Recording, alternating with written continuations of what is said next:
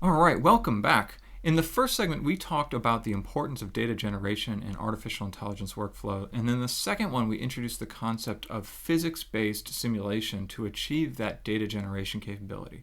Now it's time to really dive into how you do it. What does that workflow look like?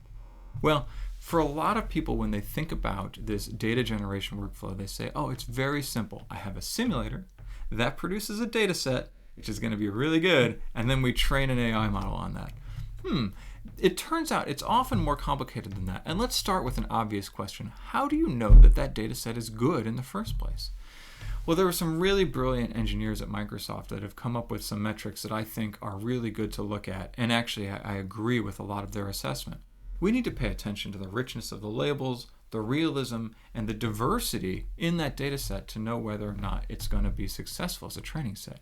And as you can see from this image, we need exactly 8 blue cubes of diversity. Now, of course I'm kidding, but it's difficult to understand exactly how one should quantify these things. It's the right qualitative understanding, but without being able to quantify them, we don't know how to improve or say whether or not we're good enough. Because of that, the actual data generation workflow is quite a bit more complex.